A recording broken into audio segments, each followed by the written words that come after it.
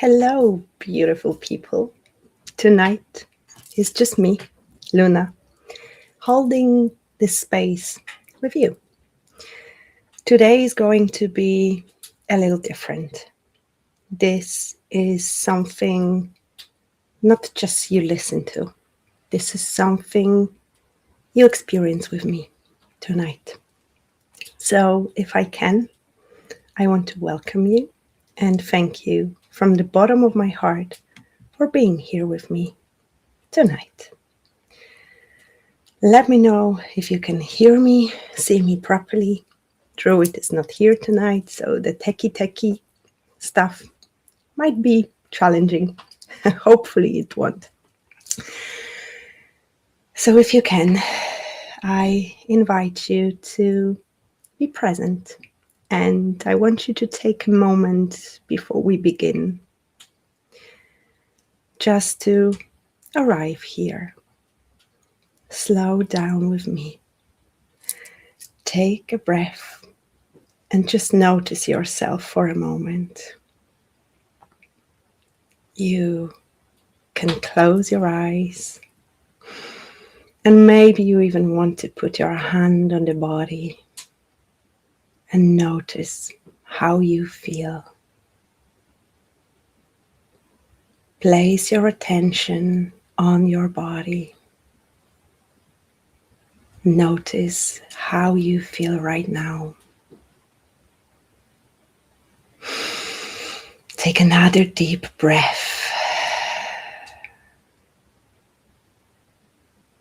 This conversation might touch something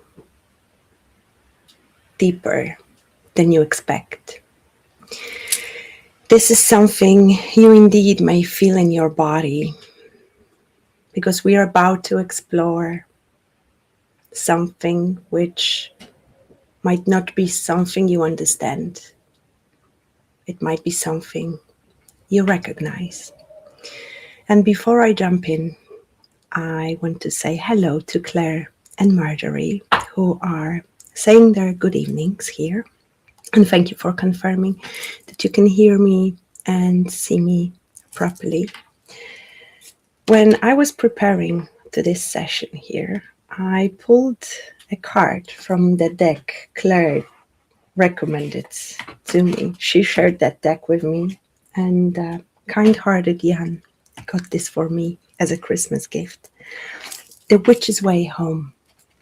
And I couldn't believe my eyes, because I asked Spirit what tonight will be about, what to expect.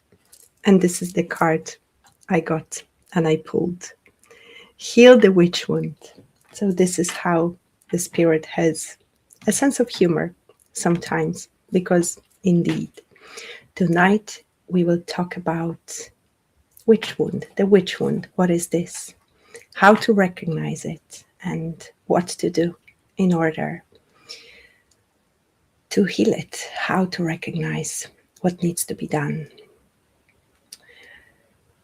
So I want you to answer this honestly, either in your mind, in the chat, or even out loud. On a scale from 1 to 10, how safe do you feel being fully seen right now? Do not overthink it. Just the first answer, what comes to you.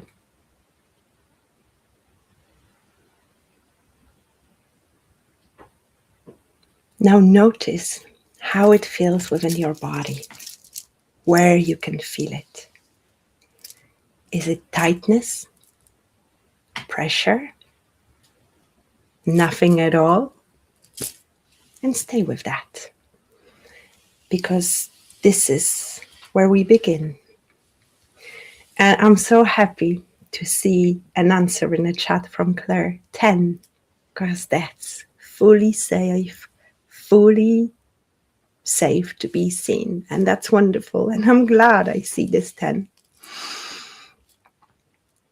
Thank you for sharing. That's courageous, but also very empowering as well.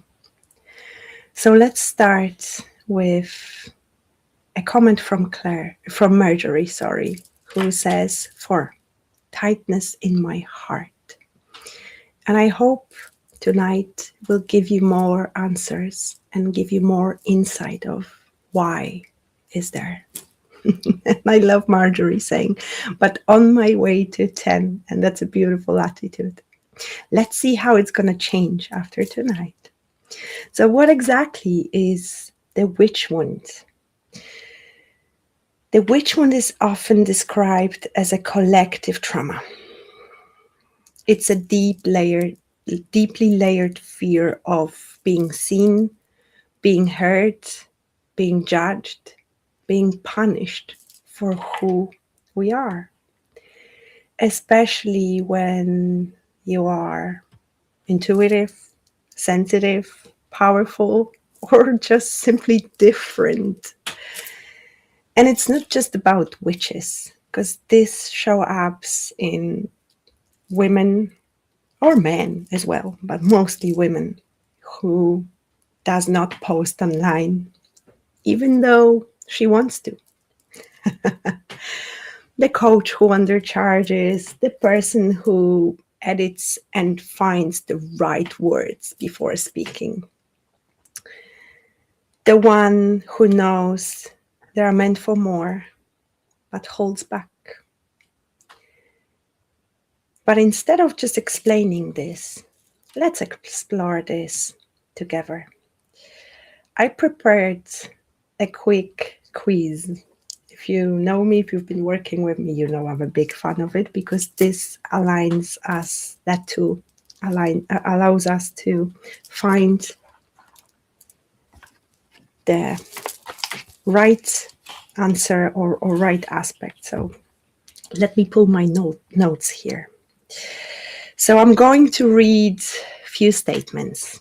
Just answer with a simple yes or no. You can do the put the finger up if. Be honest. No one is judging you here. The more honest you'll be with yourself, the better result you'll get at the end of this episode. So number 1, let's talk about visibility. I often hold back from posting or speaking, even when I want to. Yes or no? I overthink how I will be perceived. I feel exposed and vulnerable when I'm visible. Let's think about expression. I edit myself before I speak. I avoid saying things that might trigger others.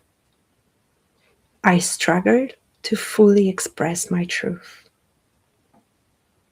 Let's think for a second about the power. I feel uncomfortable standing out.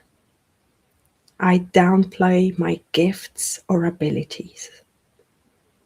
I feel safe when I stay small. Let's talk about judgment and fear for a second and think about, I am afraid of being misunderstood. I worry about what people think of me.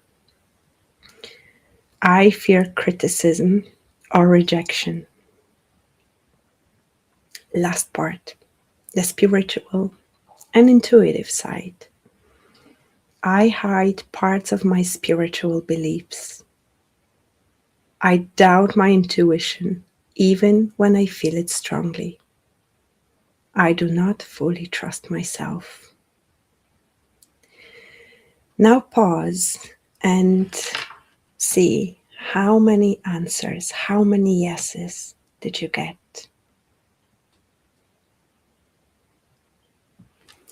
If it's more than just a few, know that you're not broken. You are likely carrying some level of a witch wound. So let's go deeper with it. And before we do so, Anna says hello, lovely people. Hello back. I'm so glad you're here with us tonight. So before Oh my goodness. I see comments from ladies here, mostly all 13 no and 1 yes. Well done, Claire. That's amazing. You've done the work. Marjorie, there is still a bit of work to be done. However, you're on the right path. You're in the right hands. So, before we talk more deeply about that subject, we need to reclaim something, the word witch. So, what is a witch, right? Because most of us were taught to associate it with danger, darkness, something to fear, magic, black magic. But historically and energetically, a witch was never that. A witch was a woman or a person, because a witch was not only a woman. There is a big percentage of men as well. However, mostly it still refers to a woman or a person deeply connected to nature. Someone who understood and understands herbs, cycles, the body. Someone who works with intuition and unseen forces.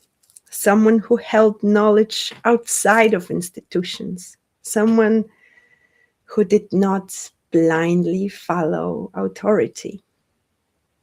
A witch was and still is a healer, a midwife, a keeper of knowledge, a truth speaker. And more than anything, a witch was someone who could not be easily controlled. Put the hand up. Who can refer to that? However, and unfortunately, this is where the danger began. Now notice what happens in the body when you hear that word, a witch.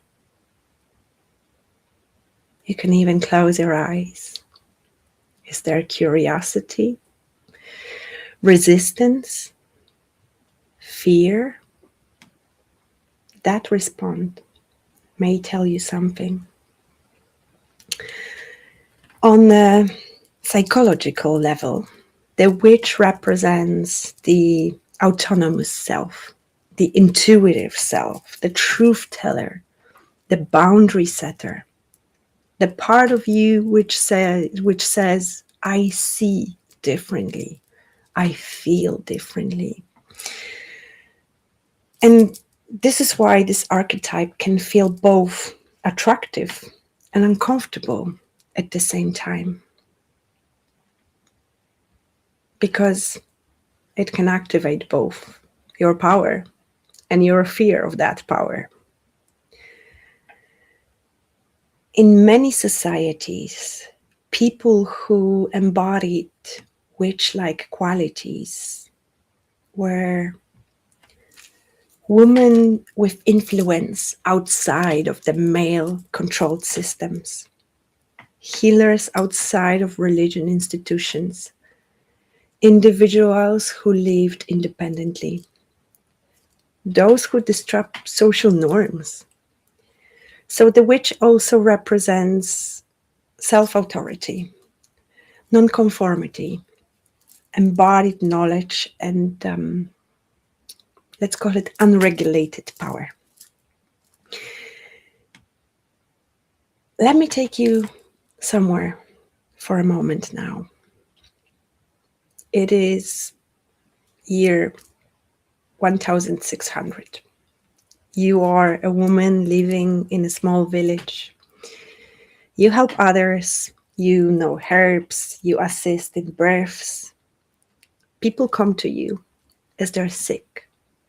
You are respected, but also watched. And one day, something shifts. A child gets sick, a crop fails, and someone needs to be blamed. And suddenly, you are no longer a healer. You are a threat. And this is how it often began. And Marjorie says here, I completely agree. I would use my abilities, but at the same time, fear to be seen through them. Absolutely. And this is how it all starts as well.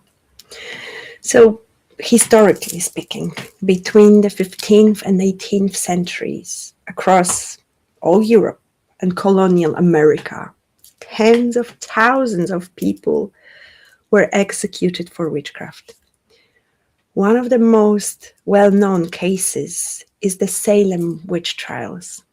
In Salem, it started with a group of young girls who began exhibiting unusual behavior.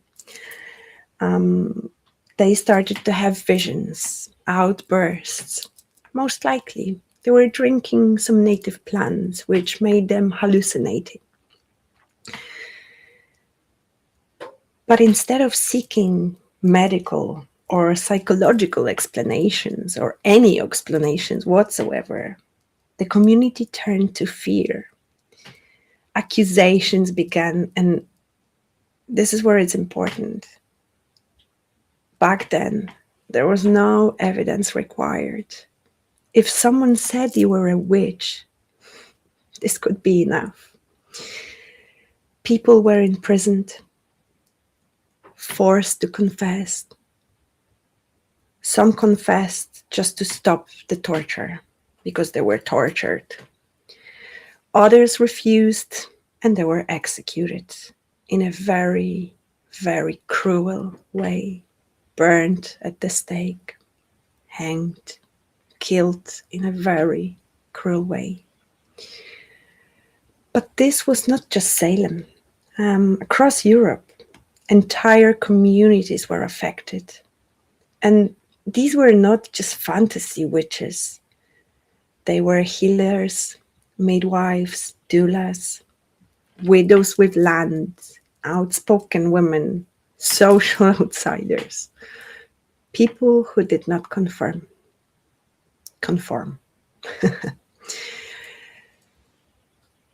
And I speak this from my own experience, my past lives. I certainly have done the journeys and I've seen it all and I've lived it all. So when we ask what this is really about, we have to look deeper. I mentioned Salem, but actually the most cruel and the biggest part and the most cruel trials were actually in Europe.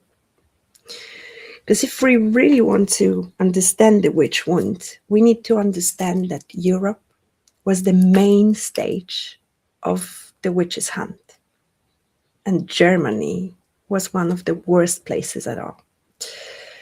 When people think of witch trials, they often associate it with the Salem I mentioned, because it become symbolic in popular culture. However, Salem was actually small compared to what was happening across Europe. The most intense witch persecutions took place in the parts of the Holy Roman Empire, especially within that part which is now Germany. Some of the largest witch hunts in history happened there, and entire regions were affected. In some towns, in some territories, in some areas, trials came in waves and the fear spread through communities like fire. This meant that accusations were not isolated incidents. They became systems. A single accusation could lead to another, and then another, and then another. And Claire says it was horrific, wiping out women who helped and healed because it was feared they were doing the devil's work. It does make me angry. I certainly understand that because it was so unfair. It was used to gain control. And you can't control those who know, who see beyond the veil. Under torture, people often named others for protection.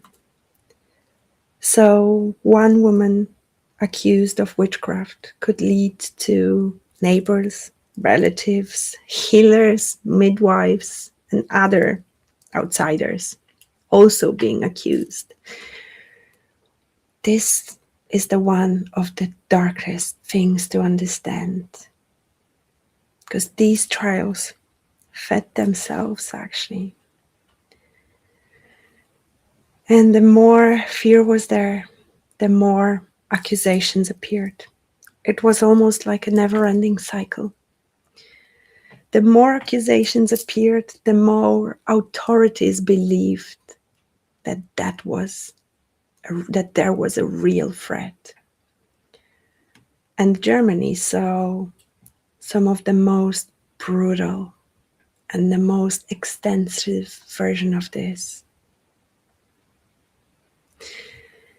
You can imagine what that does to the collective psychic of women, healers, and intuitive people over generations.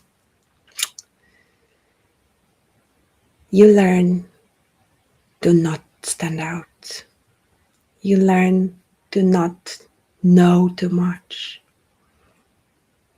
You learn not to be too powerful or powerful at all. You don't dare to be different. You don't dare to be visible. And this doesn't disappear overnight. It moves through lineages. It moves through culture. It becomes survival. And I also want to bring here a bit of Slavic and Polish roots, because this matters too, especially to me, who was born in Poland, raised in the Slavic culture. Before Christianity, before it became dominant in Poland, there were rich pagan traditions. Slavic spirituality was deeply tied to nature, seasonal cycles, ancestors, ritual, and local sacred practices. Kind of like a druidism, a little bit. People lived in a relationship with the land, with spirits, with symbols, herbs, and the unseen world. There were folk healers, wise women, ritual keepers, and the people who held community for their spiritual roles. Even if they were not called witches in that sense. When Christianity spreads and older ways were pushed out, many pagan practices did not disappear fully. They went underground. They blended into folk customs. They survived in fragments, in symbols, in rituals, seasonal, traditional, and household beliefs. Easter, for example, which we were celebrating not long ago, is full of those symbols. All the egg painting, all the water flashing, cleaning, Easter being connected to the moon calendar. It's all pagan tradition squeezed into the Catholic symbolism. And this is so important because in places like Poland, the memory of old ways often became hidden rather than openly practiced, unless it was approved by church. So for many people of Polish or Slavic lineage, there can be this strange feeling of remembering something without having a language for it. A pull towards herbs, rituals, ancestors, nature, seasonal wisdom, intuitive knowing, And at the same time, a fear of being judged for it. And I'm talking about this because I know two of my dear, beautiful Polish women are here tonight with us.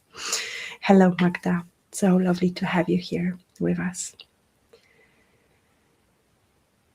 And I'm talking about this because this is also the part of that wound too. Not only the fear of persecution, difficult word, but in that sense, a loss of community. The old knowing was interrupted.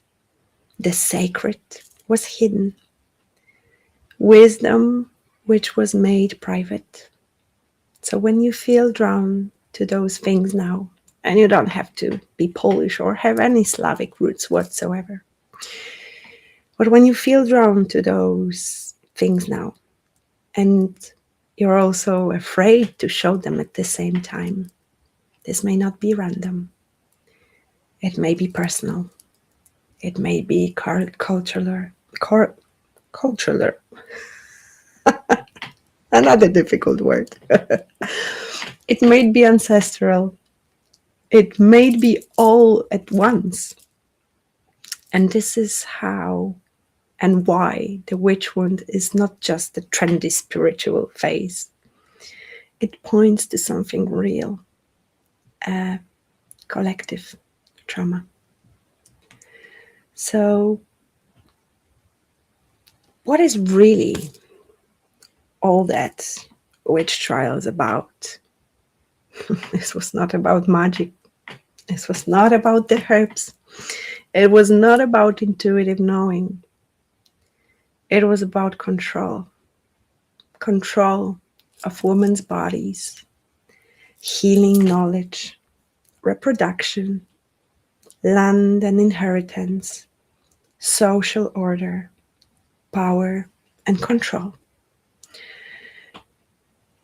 If they could remove the healers, the independent women, the ones who questioned authority, they could reshape society. And fear was used as a weapon. It's very sad because today those mechanisms have not changed. If you were different, if you were different, you could, and most likely were, accused. If you were powerful, you could be silenced. If you stood out, you became a threat. And I want you to pause for a moment now and ask yourself, does that feel completely unfamiliar or slightly familiar? Or maybe do you feel like you reached home with that awareness? And Claire says, although we have moved on, perhaps we haven't fully moved on in some places still today. And I will talk about later how this actually looks like today.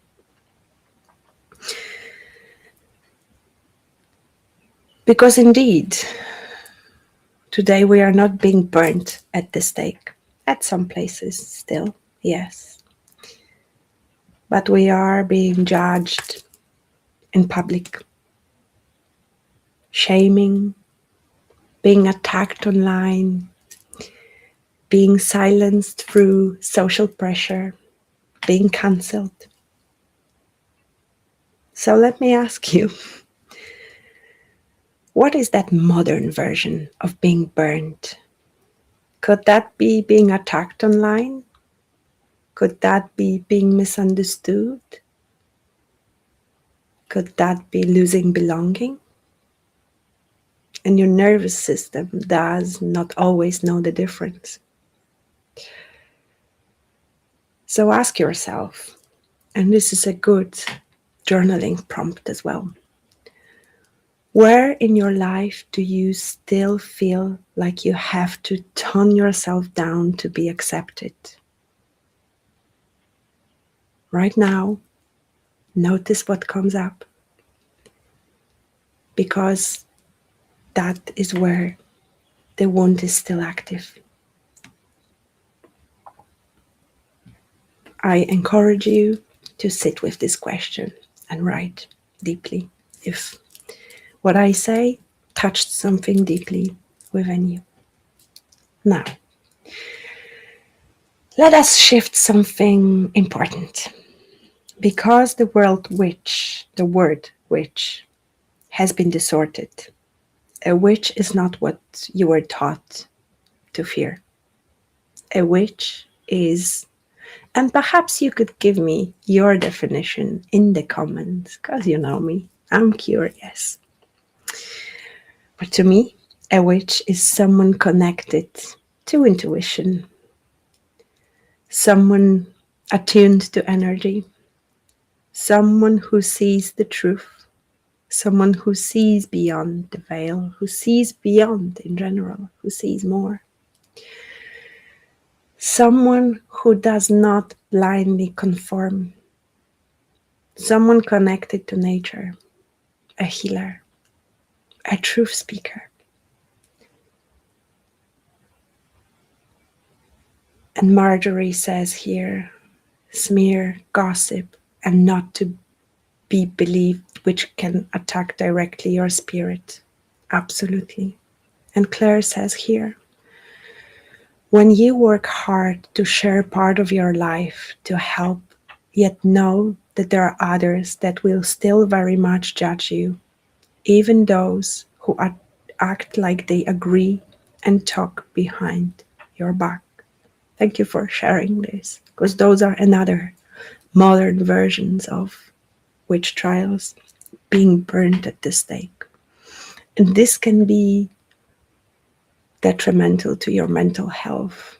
This can actually affect your reputation when you're online. This can make you go back into a safe and comfort zone instead of allowing yourself to be seen, allowing yourself to do what you came here to do.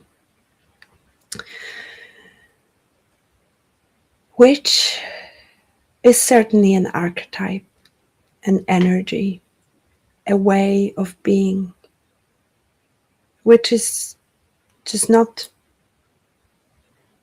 an aesthetic thing, the way we dress, the way we decorate the house. Being a witch is a relationship to life, to intuition, to truth, and to the unseen, perhaps unknown. And you do not need to call yourself a witch and resonate with that to actually carry the wound. So it's worth asking yourself, what does the word witch awaken in me? This is also another good journaling prompt as well.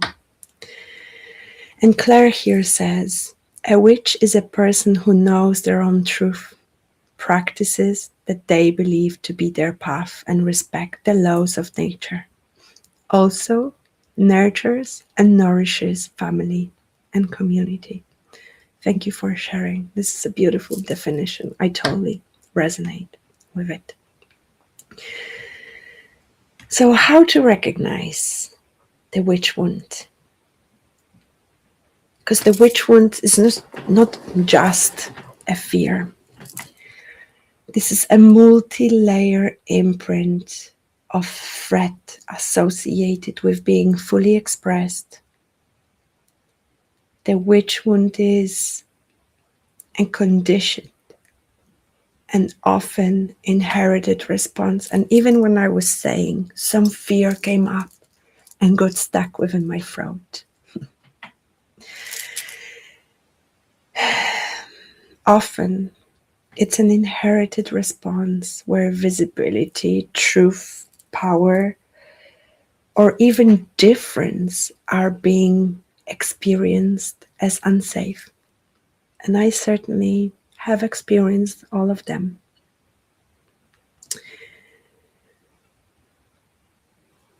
On a psychological level, the witch wound shows up as a fear of judgment, fear of rejection, self-censorship, over-adaptation to others, suppression of your voice, the voice of truth. You're afraid to speak your truth. Discomfort with visibility, internal conflict between expression and safety. It often creates a split and a conflict between who you really are and who you allow yourself to be. And you know me, I love to look at things from the perspective of a nervous system. So the nervous system layer of a witch wound is actually where most people misunderstand it.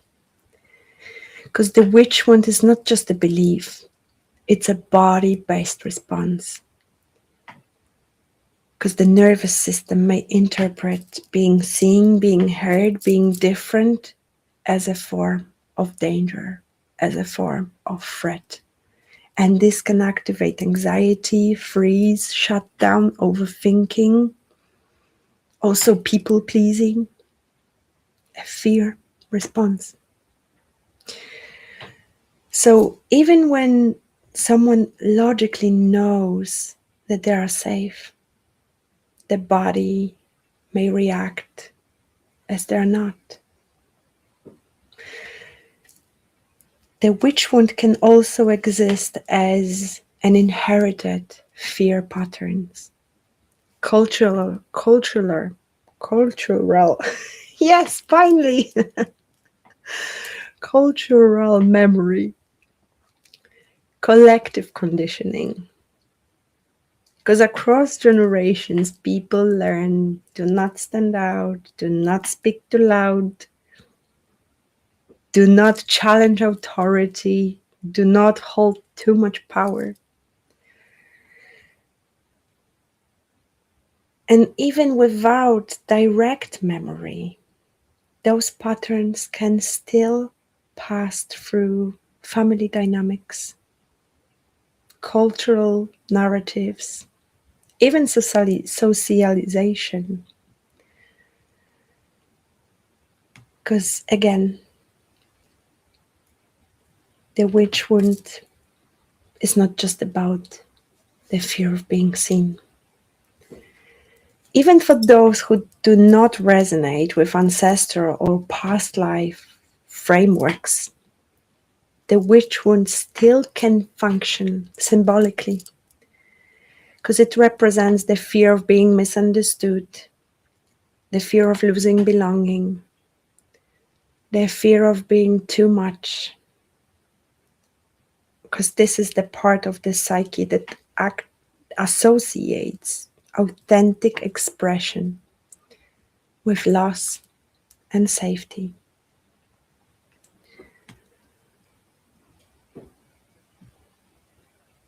So just to summarize where we got so far with this, the witch wound is about the cost your system believes that comes with being seen. And that cost might be rejection, judgment, isolation, loss of love, fear of being attacked or attack in general. And until that perceived cost is addressed, the system will choose safety over expression and expansion. And Magdalena here says, being a witch to me means being connected to all being around us, nature and own intuition and truth. I don't like using this word witch as it comes with other associations for me. I would say a woman of wisdom. Thank you for sharing. And that association which comes with that word is exactly where the witch wand can also be found. And Aries says, hello, so lovely to have you here tonight with us and popping up in the chat and welcoming. So let us bring this into the real modern life, because this is where it becomes personal. The witch wound today often looks like fear of visibility, holding back opinions, hiding your spiritual side, fear of judgment or rejection, playing small. But there are also more subtle signs like over-explaining yourself, seeking permission, fearing success, waiting to be chosen, minimalizing your gifts, analyzing and censoring your truth before you speak.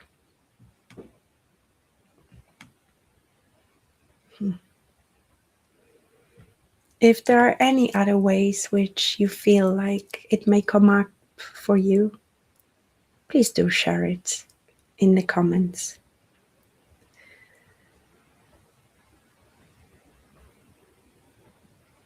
One time I had a client, and I observed the witch wound actually quite often. And this client said to me, I know what I want to say, I just cannot say it. And this is that wound. So I encourage you to grab a journal again.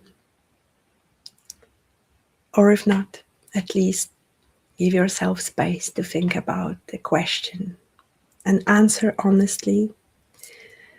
Where do you silence yourself the most? Who do you become when you feel judged? What are you afraid people would see in you? What would you say if you knew you were safe? I'll give you a moment to just think about it. And Magda shares openly here, yes, a witch wound is definitely a big one in my life, because you're a powerful woman.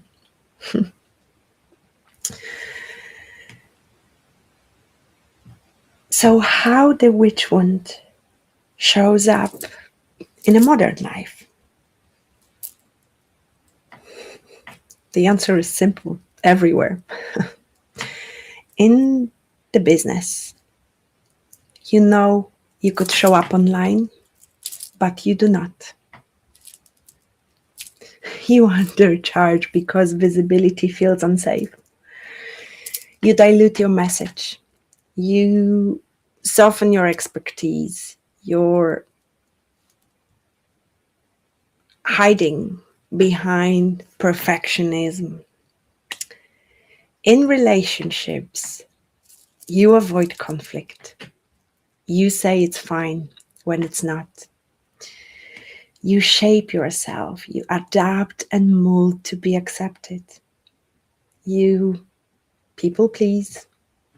You do not fully speak and ask your needs.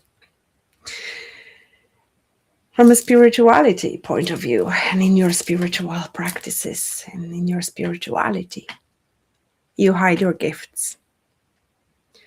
You doubt your intuition. You keep your truth private.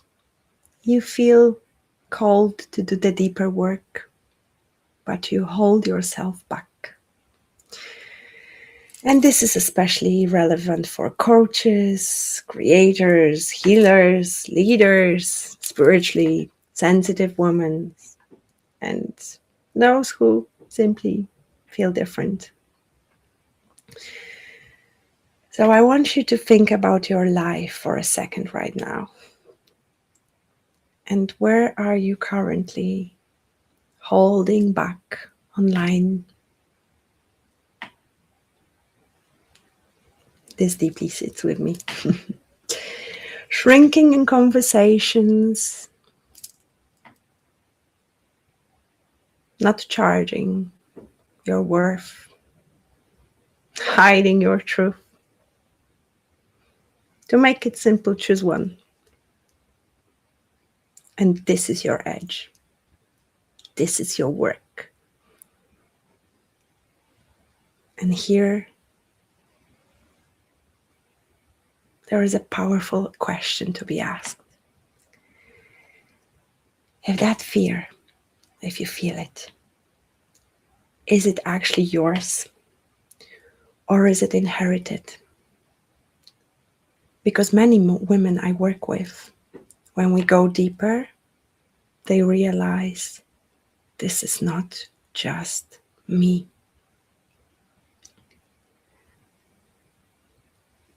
So how do we even begin to heal this?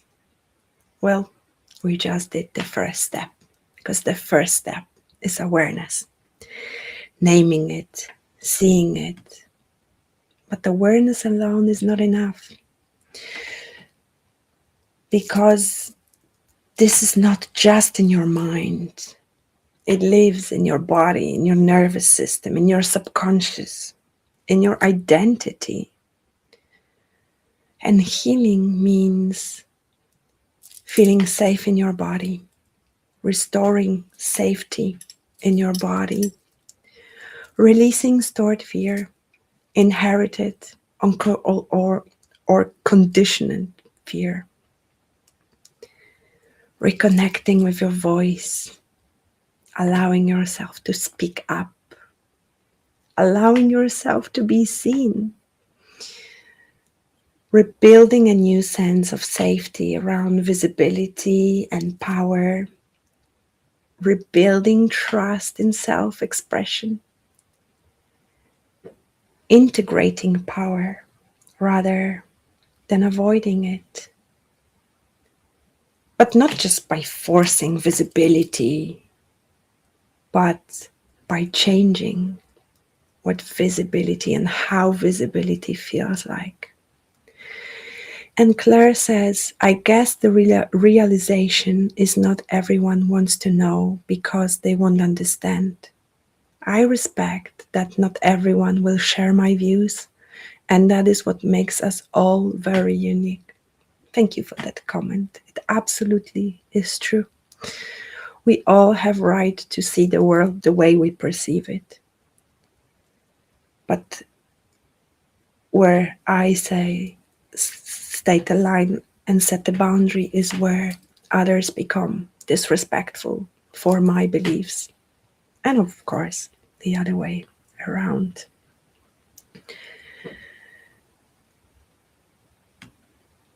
What I really want you to know and remember and be aware of is that the change and the healing process doesn't happen overnight, because it's layered. It moves through nervous system regulation, beliefs, identity, expression. So the next step I encourage you to take is to place your hand on your body again, and the fear kicked in again. Say in your mind or out loud, it is safe for me to be seen, and notice what happens. Does your body relax, resist? Or maybe you feel nothing.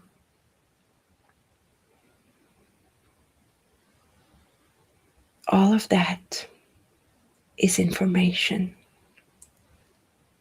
Because healing does not start with force. It starts with awareness and safety. And this is exactly why I created my program, Heal the Witch Wound. Because this work goes deeper than just understanding the fear. And inside this program, we do not talk about the witch wound. We actually move through it. We work with the body, with the subconscious, with the nervous system, with the identity, with the voice, and with visibility. We look where this fear lives within you. We uncover the beliefs underneath it. We release what has been carried consciously or unconsciously. And we rebuild the safe and the sense of safety in being seen, heard, and expressed.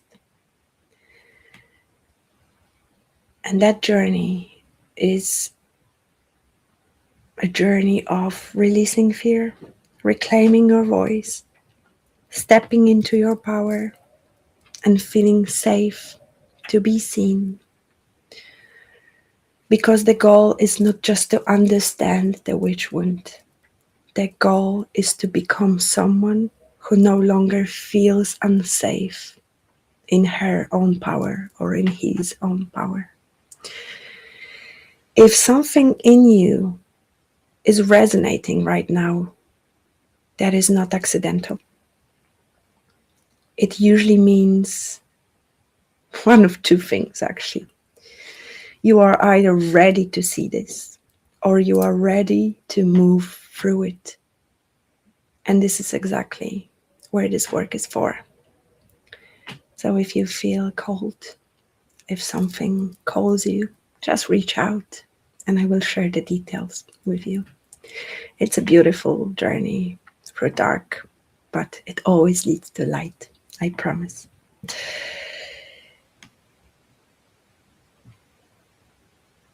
So before we close, I actually have still a bit of time to pull some cards. I have two beautiful decks, actually 3 decks, but I'm not going to have time to pull decks, tarot and oracles. So tonight I will use 2 oracle decks. I will show you the cards and I will shuffle the cards live on camera, as I love to do. So this deck is the deck number 1 and this deck is a deck number 2. Pick your deck and see where the message is calling you. And Marjorie says, I am ready to see it and going through it. Wonderful news. That's the thing. If you're here, most likely you are ready. And if you chose this pile, this card, I want to pull another one. But the one I have in front of me is just gorgeous. The card which came out is Be the Witch. So it speaks about having a courage to be who you are, to reclaiming that power. So perhaps it's a sign for you to not to be afraid anymore. And I am really drawn to all those creatures here. We have a stag here, and I know some of you here resonate with the image of stag a lot. We see here the image of ancestors keeping an eye on us. There are dragons, other animals supporting us on this journey. There is actually a little doggy here, which reminds me of our little producer Karma, who's gently and beautifully sleeping tonight. This card talks about having courage and being and allowing yourself to be you, to be the authentic version. So this card is a call out. It's time for you to finally start speaking your truth, weaving your magic into everyday's life. And I also pulled another card, Spring, with a rabbit here. So to me, it means you're in a very fertile area of your life, an era of your life. That right now, whatever you speak out into existence will manifest quickly. Because the rabbits are very famous from being quick in some areas and aspects of their lives. And Claire here says, goosebumps, I drew, gather your tools. And it so resonates with this message as well. For those who went for the red deck. And this is the Oracle of the Witch. Beautiful deck as well. Let me see. What's the message for you tonight? There we have magic. Beautiful cards. So both cards say actually the same thing. The message is the same. Use your magic. Shine your light. Shine your magic. Bring your magic into this world. However, this card here feels more like this speaks to those who already made few steps and allowed themselves to be seen. And right now, this reminds me of a temperance card. Those who know tarot will probably see it if the camera will be kind enough to focus. Please. Please. There we go. Perhaps right now you're in a period that the results of the magic and the seeds you've planted are not being fully visible and seen just yet. So there is that element of waiting and patience. Not to mention that those two symbols, the moon and the sun here, speak to me clearly that take action and follow your intuition, that your intuition will guide you which step you need to take, which seed to plant in order to see the results. Beautiful message. And there is one more here. Oh wow, it's Hecate, which is my beautiful goddess of the moon, of the magic. I very much resonate with my beautiful goddess. And the card here says underworld, because this is what she's ruling as well. Bring the unseen, bring that things which were pushed down, which maybe feel dead inside you. Put them out to the surface and shine some light upon it. There is a very specific message here. To me also, seeing Hecate here, another message: connect with your magic, reclaim your magic, connect with that powerful version of yourself and be you. And Marjorie says, I took this pile, blue color, which is my color, that represents healing. So this one with a beautiful candle. And Claire says, trust in yourself and your abilities. Release any doubts or limitations holding you back and step boldly into your power. Beautiful interpretation. Thank you so much for sharing. So before we close, I want to leave you with this. With a question, actually. Where are you still hiding? What truth are you not allowing yourself to speak?